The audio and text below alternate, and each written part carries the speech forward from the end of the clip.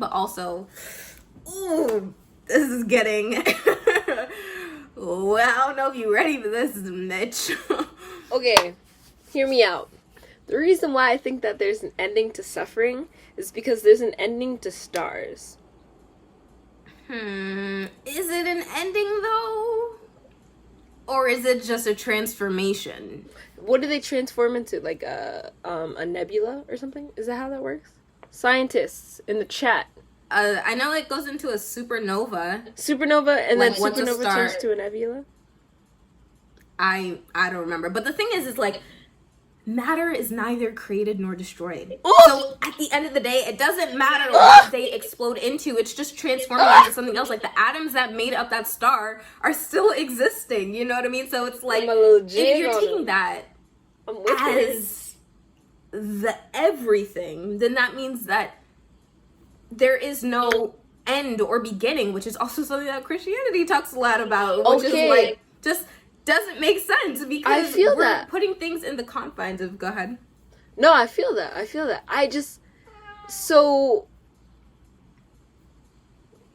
I guess when matter disperses into whatever it disperses into its next thing,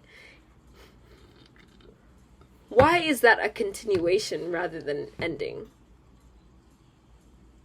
It's not necessarily a continuation, but it's a transformation, is what I think.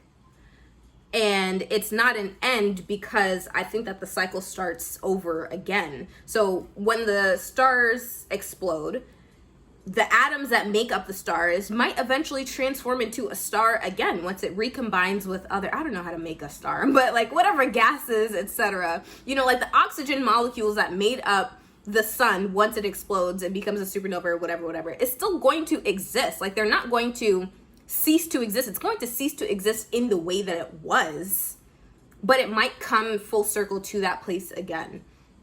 And so in relation to, you know, how that connects with suffering and there being an end, I feel like, ooh, this is so... Oh, I'll start. Are you still good? Because I know you paused. Yeah, no, I'm still good.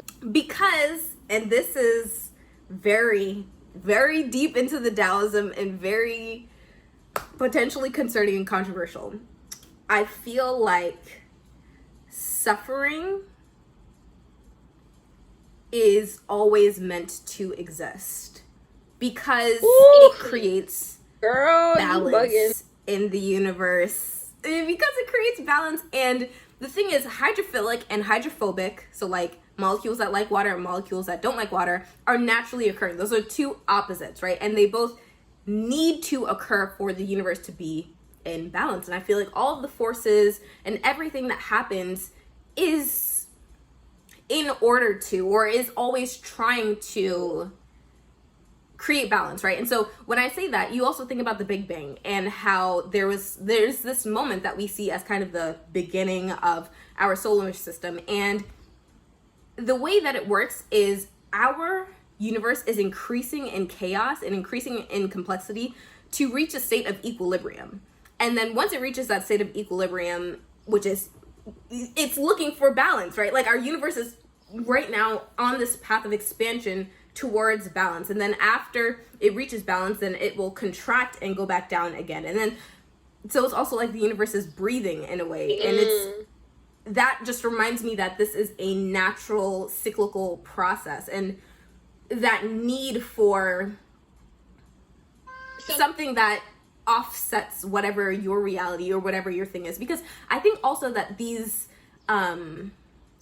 what are they called, like these situations of tension, which is kind of like what suffering is, forces us to grow and learn whatever it is that we're supposed to learn, or stretch ourselves in ways that we wouldn't have stretched before if we were just comfortable with everything. So I feel like suffering, I think we should stop thinking of suffering as something that's like bad, and just something that is necessary, not all the time, right? But it's necessary in a sense that it helps us grow in ways that we wouldn't have been forced to grow or know to grow if we hadn't been presented with these circumstances that kind of, you know, trigger us or make us feel XYZ. And it's very, very, very Taoist, I know, but I feel like it all is necessary to exist. why are we bound or like projected to grow? Like, what's wrong with an ending? Because, like, in my mind, I feel like, go ahead.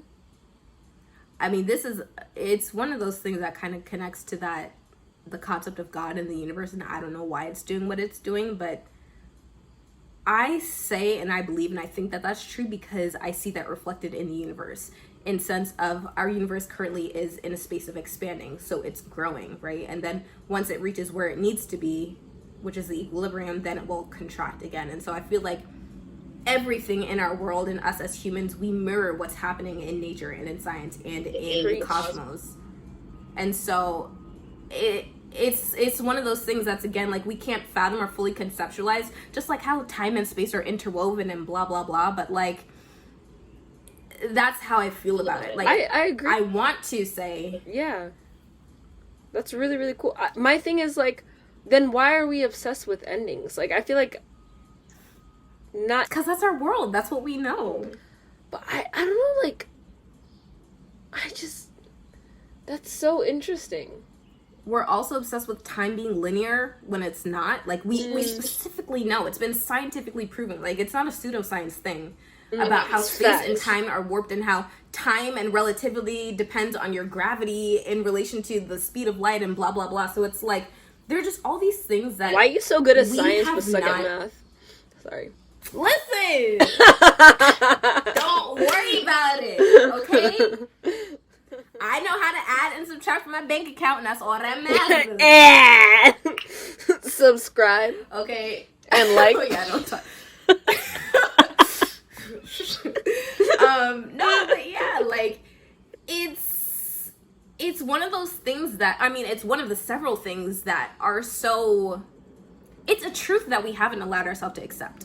And it's because it's easier for us not to. Like, we see endings all the time in our world. And so it's like, okay, this must be how things work all the time. And so it's, again, like, applying our knowledge, the way that we perceive the world, to everything else. Like, to the universe, to the beginning and ending of life and the world. And, like, yeah, all of those things again. It's tacking or touching back on the way that Christianity evolved to make these concepts easier to digest. It's the same thing that we're doing with, like, the universe and time and life and death. I fuck with it heavy. Like, while you were speaking, the main thing that came to mind was, like, a butterfly.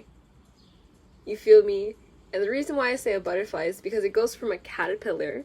Okay, it literally changes its existence to turn into this being that can now fly, that can now, you know what I mean? I just got, it gave me butterfly. You feel me? That is very relevant because that connects to the theme of my channel. Like, I'm a little caterpillar right now. Oh, that's cute. Okay, subscribe, like, comment.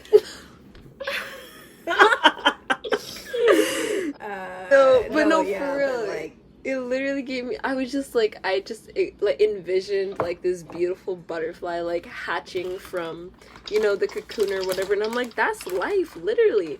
And then, like, there's nothing but life when I was listening to, like, what you were saying, you know what I mean? Like, yes, like, there is death. You know, really quickly, I don't even know if, like, why do we call it death? Like, why do we call it... Here, listen. Because, like, when a caterpillar transforms into a butterfly, like, we don't think that the caterpillar died. Exactly. We just say that it became a butterfly. Exactly, bruh. I never thought about that. Exactly, bruh. Exactly. Like, why do we think of, like, death this way? Christianity? I don't know. No. Let me stop. I actually don't have anything. That's ego, bro. You think so? We're too attached to our current selves, the selves that we identify, that we can't envision ourselves transforming into something greater.